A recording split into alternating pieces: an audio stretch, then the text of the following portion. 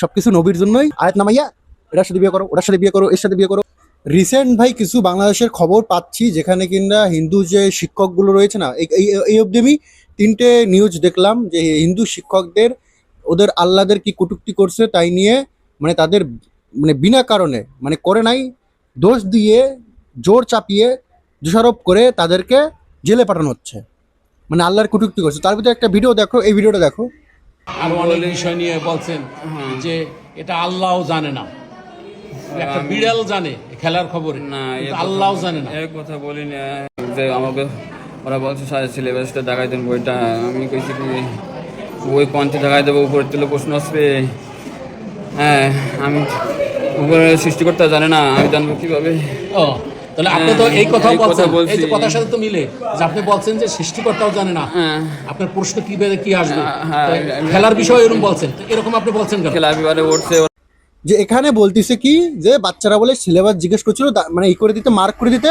তো সে বলছে আমি কি করে জানবো, উপর থেকে প্রশ্ন আসবে, মানে উপরওয়ালাও জানে না, ঠিক আছে, উপরে সৃষ্টিকর্তাও জানে না, মানে হিন্দু এ তার ভগবানটা বলছে, ভগবানও জানে না, আর আল্লাহর কটূক্তি হয়ে গেছে। আরে খান,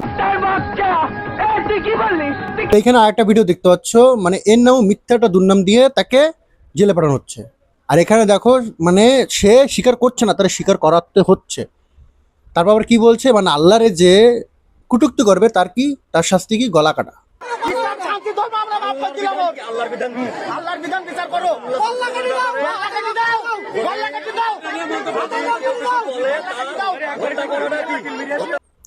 আমি বুঝি না যে আল্লাহ যদি মানুষ বানায়, তোদের বানায়, সবাইকে বানায়, তাহলে তার নামে যদি কেউ খারাপ কথা বলেও থাকে তারে কেন মারতে বলবে আল্লাহ?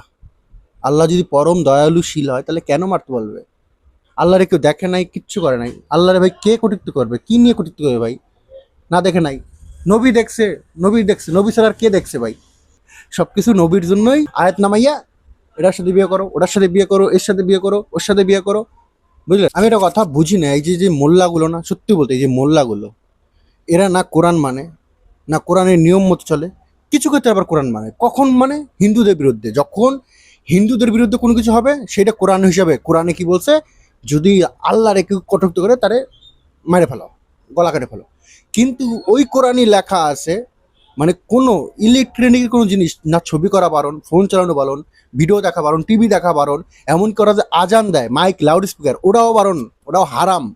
তারপরও ওটা করবে, কারণ কি ওদের স্বার্থ চলে ওর ভিতরে। এইসব মোল্লাদের ভিতর কোনোদিন সেকুলার পানা নাই ভাই, সত্যি নাই। 100%-এর ভিতর 95%-এর মধ্যে নাই বলতে গেলে, ঠিক আছে? আর ওই 5%-এর মধ্যে আছে যাদের, তারা কিছু বলতেও পারে না, কিছু বললে তাদেরও মেরে ফেলবে, এই জন্য তারা কিছু বলতে পারে না। সত্যি বলতে এটা আমি ভিডিওতে দেখেছিলাম, এক মুসলমানই বলেছে যে কোরআন সত্যি যদি পুরোপুরি জেনে ফেলে হয়তো সে ইসলাম ছাড়বে, তা নাহলে সে আতঙ্কবাদী হবে।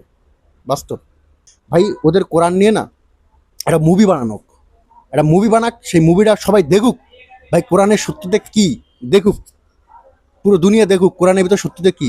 ইউএসএ চোদন খাচ্ছে কোরআনে, আমেরিকা চোদন খাচ্ছে কোরআনে, সব জায়গা বাইরে যত আছে সব জায়গা চোদন খাচ্ছে মুসলিম।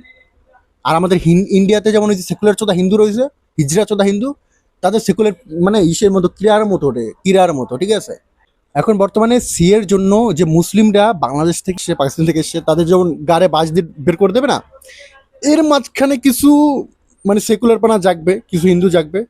আমার মনে হয় সেই সব মানে সেকুলার পানা হিন্দু যারা জাগবে, কেন পাঠাবে, তাদেরও না তাদের পদের ভিতরে বাস ঢুকে না একেবারে ডাইরেক্ট বাংলাদেশে দেওয়া দরকার। আর আমি এটা কথা বুঝি না, যখন ইন্ডিয়াতে থেকে হিন্দুদের মানে উল্টোপাল্টা কথা বলে তখন কোনো কিছু হয় না ভাই, তখন কোনো কিছু হয় না, কারণ আমাদের ধর্মে ওরকম কোনো কিছু লেখাই নেই যে এরে মারো, ওরে মারো। আমাকে ভগবান বলে না কোনদিন আমার যদি কেউ কোনো গালাগালি দেয় তাহলে তোমরা মেরে ফেলো, তারা তোমরা কেটে ফেলো, কখনো বলেই নেই। কারণ তখন না হিন্দু ছাড়া অন্য কোনো জাত ছিলই না যারা এরকম হিন্দু দেবতারে মানে উল্টোপাল্টা বলবে, এরকম কোনো কেউ ছিলই না যেরকম করবে, বুঝলি?